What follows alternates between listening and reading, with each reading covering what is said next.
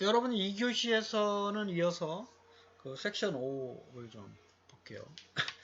앞에서 저희들이 시스템 요구사항을 파악했죠. 시스템 구성 이런 걸 포함해서. 그다음에 이제 개발 기술 환경을 좀 파악을 좀 해야 돼요. 그래서 우리가 개발하고자 하는 소프트웨어가 이제 뭔지 앞에서 좀 이제 파악을 했고, 구체적으로 이제 사용되는 운영체제 세 가지를 지금 여기서 얘기하고 있어요. 우리가 개발하고자 하는 기술 환경에 대한 운영체제, 그 다음에 데이터베이스 매니지먼트 시스템, DBMS라고 하죠.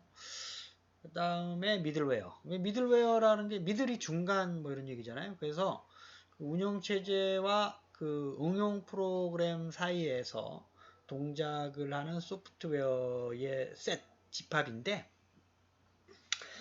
다양한 기능들을 부가적으로 좀 제공을 해주는 그런 거라고 생각을 이제 하실 수가 있습니다. 그렇죠? 예를 들면 이제 우리 윈도우에서 보면 이제 여기 이제 이런 것들이 보면 여러분 윈도우 프로그램 중에 보면 이제 쉽게 얘기하면 보조 프로그램 여기에 해당되는 것들이 미들웨어다. 뭐 응용 프로그램이라고 얘기할 수도 있지만 어쨌든 이제 윈도우 입장에서 보면 부가적으로 제공해주는 그런 것들을 미들웨어라고 합니다. 기업에서는 미들웨어들이 다 있어요. 그래서 부가적으로 이제 제공해주고 있는 소프트웨어들. 어쨌든 핵심적인 건 운영체제와 DBMS죠. 그걸 이제 할 때 주요 기술들, 주로 이제 가용성, 성능, 기술 지원, 그 다음에 구축 비용, 호환성, 그 다음에 뭐 이런 것들을 주로 고려를 해요. 그렇죠? 그래서 그걸 어떤 항목들을 주로 고려할 수 있는지를 여러분들이 좀 이해를 하는 그런 시간이 되기를 바라겠습니다. 그래서 운영체제부터 한번 좀 볼까요? 운영체제부터. 그래서 운영체제에서는 기술 환경과 관련돼서 5가지를 좀 고려를 하셔야 된다 이런 얘기죠. 그래서 맨 처음에 가용성. 가용성이라고 하는 거는 내가 원할 때마다 얼마나 많이 쓸 수 있느냐 이런 얘기죠. 그래서 그 가용성을 최대한 좀 보장해주는 운영체제로 사용을 해야 된다. 여기 메모리 누수라는 얘기가 있는데, 누수는 물을 흘리는 거죠. 그래서 메모리를 사용 못하게 하는 게 있어요. 응용 프로그램이 사용하다가 이제 그 응용 프로그램이 이제 사용이 안 되면 사용했던 메모리를 반환을 해야지 또 다른 기능들을 위해 쓸 수가 있을 거 아니에요. 그래서 그런 거를 이제 메모리 누수라 그러는데, 이걸 최소화해야 되는 거예요. 그렇죠? 그래서 그런 운영체제인지를 좀 식별할 때 좀 고려를 하셔야 된다. 뭐 이런 얘기로 이해를 하시면 되고, 그 다음에 이제 보안이 좀 문제죠. 그래서 새로운 보안 공격들이 나왔을 때, 그거를 이제 대체해주는 보안에 대한 문제 좀 해결해 줄 수 있는 게 우리가 패치 프로그램 하죠. 물론 이제 윈도우 업데이트 여러분들 한글 업데이트 뭐 이런 거를 얘기하는데, 운영체제에서도 비슷하게 그런 패치 프로그램을 주기적으로 설치하고 재가동을 이제 해야 돼요. 그렇죠? 그래야지 보안이 이제 취약하면 안 되니까. 그 다음에 두 번째는 운영체제의 성능이에요. 성능. 그래서 운영체제가 여러 명의 사용자가 동시 접근할 수 있는데, 이거를 이제 최대 얼마까지, 몇 명까지, 그죠? 그 다음에 이제 32비트냐, 64비트냐, 명령어가.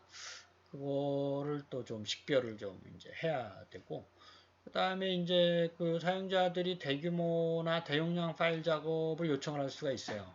그런 경우 어느 정도의 파일 사이즈를 몇 초 동안, 몇 초 안에 해줘야 되느냐.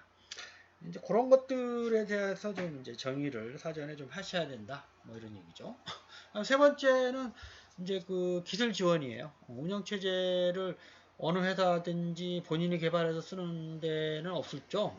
물론 이제 예전에 삼성이 뭐 자체적으로 개발한 것도 있고, 뭐 한글도 있는데, 그래서 보통 뭐 윈도우나 유닉스를 가져다가 씁니다.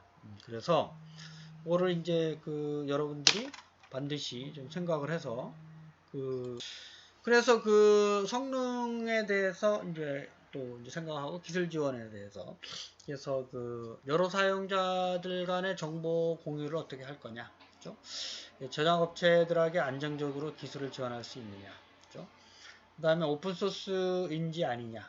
그래서 리눅스 같은 경우는 이제 뭐, 오픈소스로 좀 쓸 수가 있죠. 그래서 제한 없이 소스 코드를 이제 공개해 주는 거냐. 뭐 이런 것들을, 좀 구분을 해서, 확인하셔야 된다. 그러니까 주변 기기도 확인해, 운영체제 관련되어 있는 게, 어느 정도의 하드웨어 추가적 설치 가능한지, 어느 정도의 주변 기기 설치 정도를 지원할 수 있는지, 그 다음에 이제 운영체제에 대해서 마지막으로 이제 구축 비용인데, 이제 총 소요 비용이라는 개념을 좀 이해를 하셔야 돼요. 이제 토탈, 책에도 나와 있죠. 37페이지에 보면 토탈 코스트 오브 오너십. 이제 오너십이 소유예요, 소유.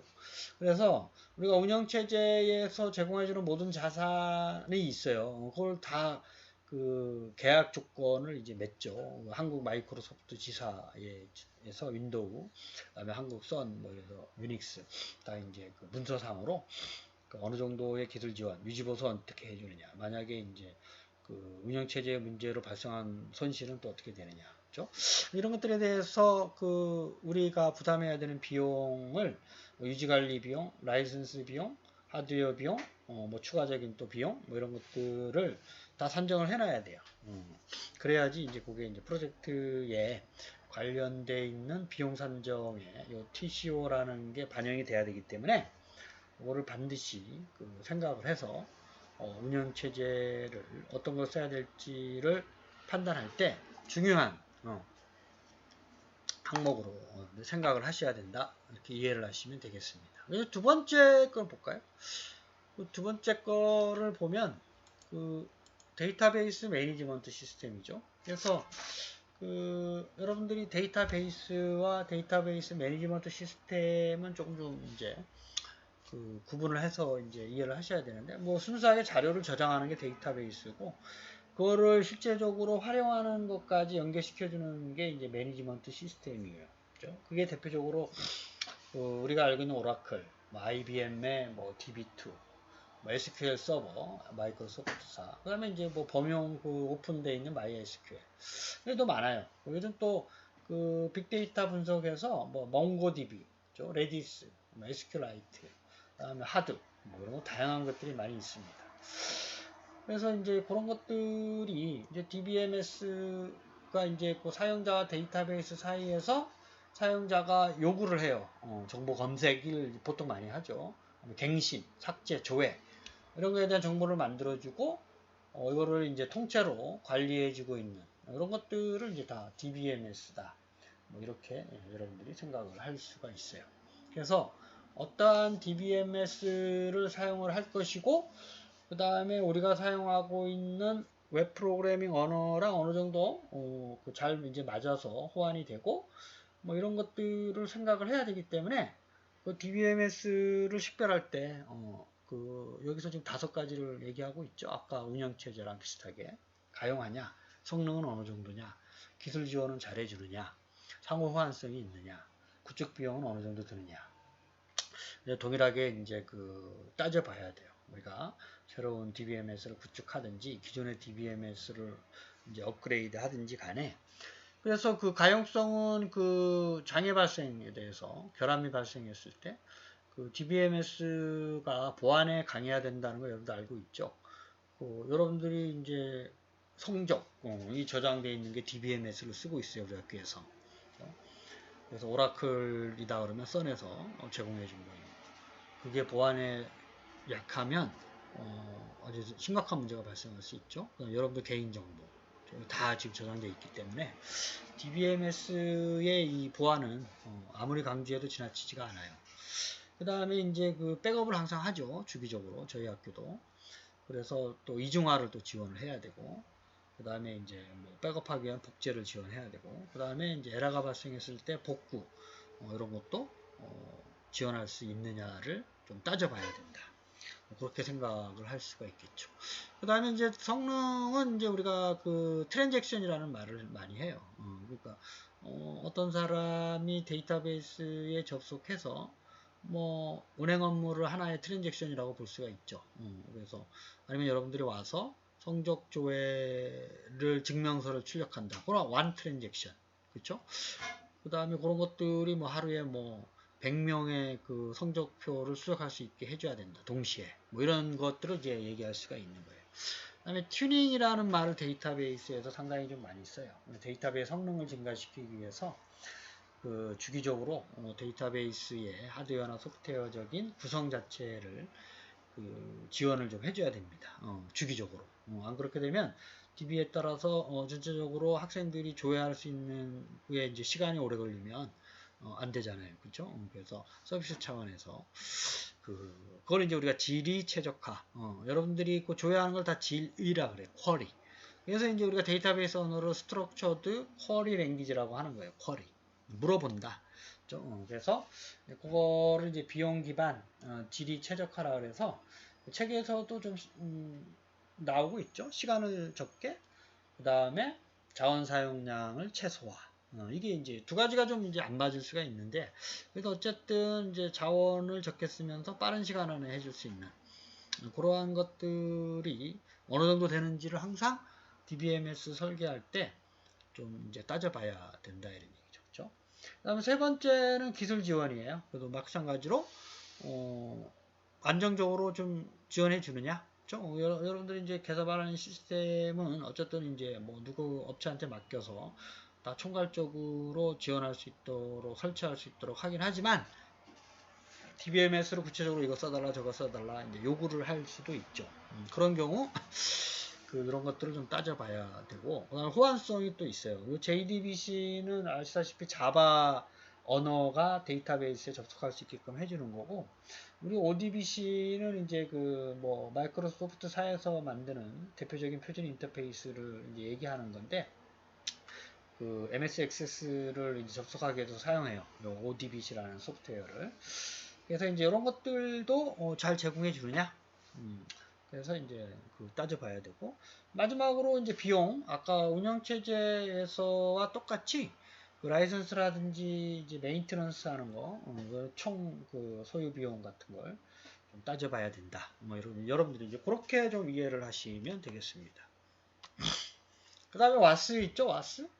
그 웹 애플리케이션 서버는 이제 대표적인 미들웨어인데요. 그 운영 프로그램하고 그 어떤 운영 체제와 그 사이의 동작을 이제 하는 것들인데, 뭐 대표적으로 톰캣, 그 다음에 뭐 그 요즘 나오는 제우스, 뭐 웹로직, 웹스피어 뭐 이런 것들이 좀 있어요. 그래서 그 와스에서는 네 가지를 이제 생각을 이제 해야 돼요. 그래서 이제 미들웨어 프로그램인데 가용하냐 따져봐야 되고, 성능은 어느 정도냐, 그렇죠? 기술 지원은 잘 되느냐, 마찬가지로 비용은 어느 정도 드느냐. 그래서 우리가 운영체제나 DBMS나 와스는 동일하게 이 TCO를 다 고려해야 되죠. 그래서 TCO가 제가 이제 중요하다라고 이제 얘기를 하는 겁니다. 그렇죠? 비용이 어느 정도 되는지를 따져봐야 돼요. 그래서 요 맡긴 프로젝트가 이제 적당한 프로젝트 펀딩을 해주고 있느냐를 따지는데 이 기초 자료로 쓰이기 때문에 우리가 1학기 때 그 소프트웨어 그 비용을 산출하는 그 방법도 설명했죠. 그래서 종합적으로 다 따져봐야 되는 거예요. 그래서 이제 비용적인 면이 좀 해야 저희들이 인건비 얼마 투자하고 그다음에 뭐 어느 정도 자원을 쓰고 뭐 이런 게 결정되기 때문에 이런 것들을 좀 따져봐야 되고, 그 다음에 미들웨어인 경우는 요 가비지 컬렉션이라고 하는 게들이 있는데, 그 실제로는 이제 많이 사용되지 않지만 그 메모리를 해제해서 쓸 수 있는 이제 관리 기법을 제공해 주느냐 이런 걸 좀 따져봐야 된다. 미들웨어에서는 이제 많이 보통은 이제 사용자들이 항상 쓰는 게 아니기 때문에 주기가 없이 사용되는 거기 때문에 메모리를 잡아먹고 있으면 안 되겠죠. 응용 프로그램들한테 할당을 해야 되는데 그런 것들을 따져봐야 된다 이런 거고. 그 다음에 그 오픈소스를 이제 그냥 막 쓰는 거라고 생각하면 안 돼요. 그래서 이것도 좀 따져봐야 돼요. 과연 오픈소스가 비용 없이 쓰는 건지, 라이선스를 허가를 받아야 되는 건지. 이게 그 보통 기업에서 오픈인 줄 알고 썼다가 라이선스 비용 지불하는 사례들이 많이 있었어요. 그래서 이걸 반드시 여러분들이 라이선스가 이제 진짜 무료인지, 사용자 수는 몇 명인지, 보안에 좀 이제 어느 정도 좀 이제 가능한지, 취약하지 않은지, 그 다음에 이제 계속 쓸 수 있는 건지, 이게 이제 나중에 쉐어웨어인지를 이제 확인해 봐야 돼요. 나중에 돈을 요구할 수가 있기 때문에 이런 것들을 정확하게 확인을 해서 해야 된다. 뭐 이렇게 이해를 하시면 되겠습니다. 40페이지 우리 기술환경 분석과 관련된 두 문제, 세 문제를 한번 풀어볼까요? 첫 번째는 운영체제에 대한 설명으로 잘못된 것은 운영체제는 하드웨어가 아니죠. 2번이 잘못됐어요. 2번이 하드웨어가 아니에요. 운영체제는 시스템 소프트웨어죠. 그래서 뭐 편리하고 효과적으로 사용할 수 있도록 해주는 거. 운영체제가 없이 컴퓨터 쓸 수는 없잖아요. 이게 이제 여러분들이 기본적으로 알아야 되는 거고. 그 다음에 윈도우, 리눅스, 뭐 애플에서 이제 갖고 있는 iOS가 있습니다. 대표적으로. 그 다음에 DBMS가 아는 거. 4번 엔드로이드는 모바일 운영체제예요. 모바일. 이게 그 운영체제지 DBMS는 아닙니다. 엔드로이드 OS. 그 다음에 대표적으로 상용화로 많이 쓰는 게 오라클이고 SQL 서버예요. MySQL은 여러분들이 저기 무료로 쓸 수 있는 거니까 실습할 때 많이 학생들이 교육용으로 많이 쓰는 거고. 그 다음에 세 번째는 가용성. 가용성을 보면 라이선스 정책 이거는 지금 그 오픈소스에 관련된 얘기죠. 그래서 우리가 OS 그 다음에 DBMS, WAS 가용성에 대한 설명 다시 한번 좀 확인해 보시기를 바라겠습니다.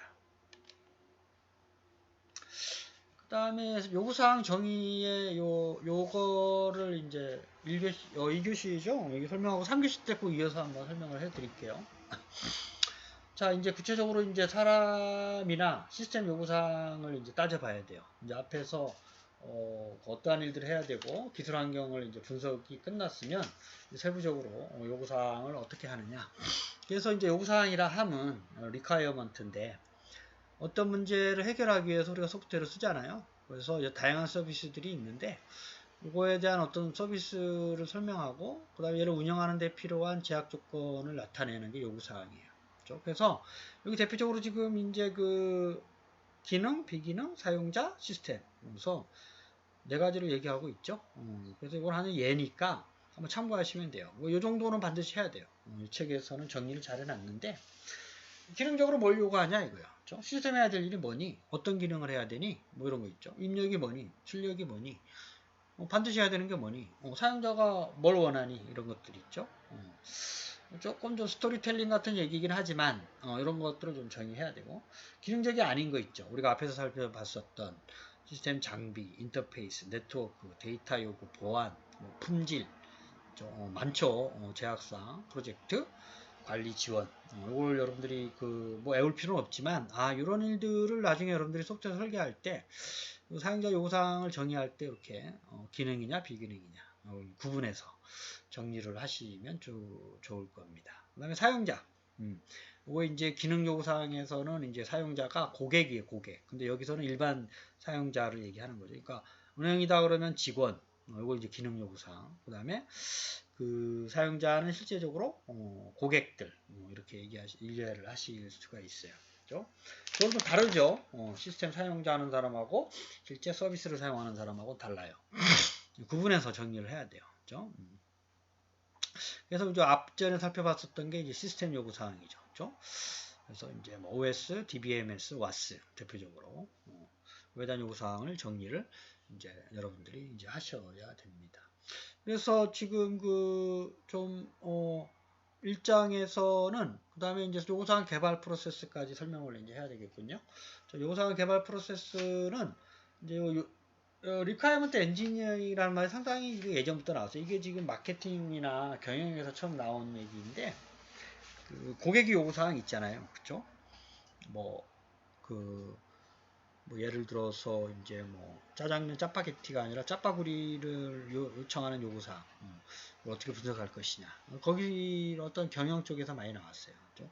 근데 이게 이제 소프트웨어에서도 들어와 가지고 사용자들이 소프트웨어라는 제품이나 서비스에 대해서 어떻게 요구사항이 있는가를 도출하고 분석하고 요거를 명세화하는 게 문서화하는 거예요. 그 다음에 그게 맞는지 확인하는 4단계를 거쳐요.